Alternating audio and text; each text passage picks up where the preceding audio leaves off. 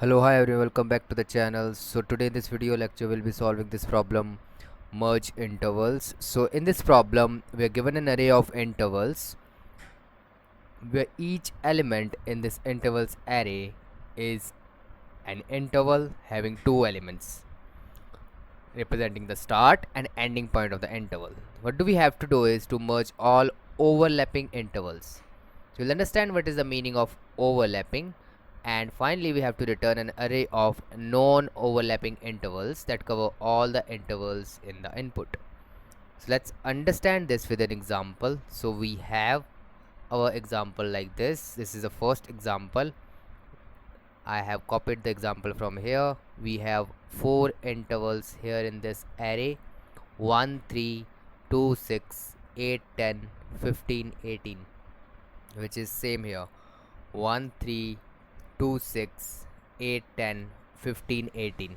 So these are the four intervals which I have marked here. What do I have to do is I have to return the array of non-overlapping intervals that cover all the intervals in the input, right? All the intervals in the input. So how do we find that? Let's see. Like here we can see that these two intervals are overlapping. This is the overlapping region, right? This is the overlapping region, and we have to merge these two intervals into a single interval, which is 1, 6. Is it the case? Yes. Then we have 8, 10. This is not overlapping. There is no overlapping region with this interval. Then we have 15, 18. Okay.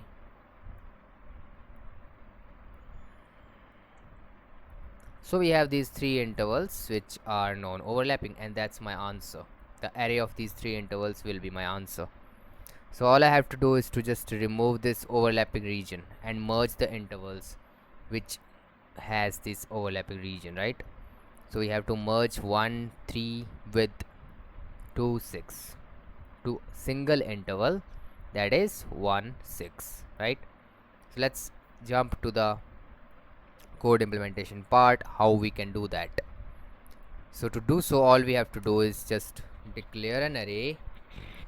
So the first thing is declare an array which will contain the answer, vector of vector answer. Then let's find the size of the intervals array.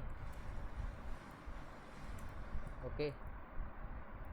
Then the next thing is iterate over the intervals, or let's keep two variables L and R. L is intervals 0, 0, fine, the first element of the first interval. R is the second element of the first interval, right? So let's iterate over the given array starting from the first interval, second interval less than n, and what we have to do here is first check if the current interval on which I am standing, intervals I0, the starting point of the current interval, if it is greater than or equal to, if it is greater than the R, if it is greater than R, then these two intervals are discrete. In that case, I can simply update my L to this new interval, intervals I0, and R to the second element, intervals I1. Okay. If it is not the case, then all I have to do is to update the R. Like here in this case, I can see that how I'm actually solving this problem is I'm iterating. The first interval is this, which is 1, 2, L is 1, R is 2. Then I move to the second interval, which is 2, 6.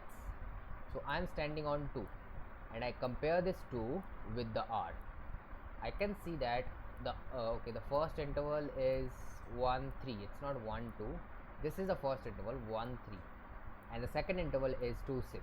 So I compare this 2, which is the starting point of the second interval, with the ending point of the previous interval, that is 3.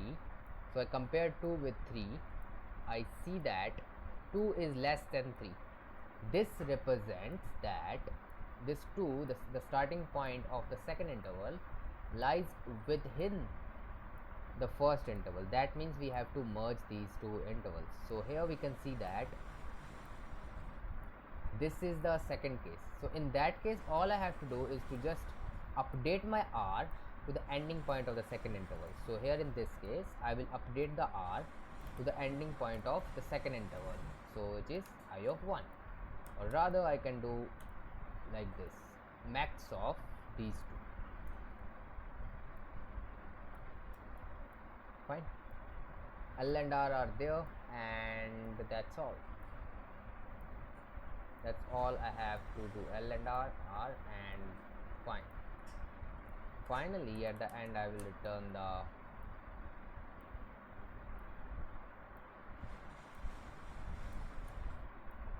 and here I'll also have to push this interval. So I'll have to push the interval, answer dot push back LR, push this interval into the answer array, right? Then in this case we don't have to push. Finally we will have our L and R. Here I will have to push the interval LR.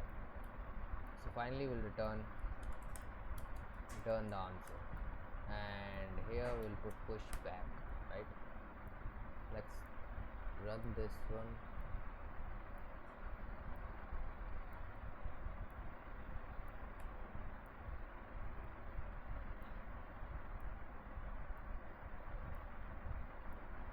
Let's submit it. So that got accepted. That's all for this video, and the time complexity for this solution is linear, because here we can see that we are just traversing over the given array, intervals array, and the space complexity is constant because we are not using an extra space. The intervals stored in this answer array are not counted as the extra space. So that's all for this video. Hope you like the video. We'll see you soon in my next video. Till then, take care. Bye bye.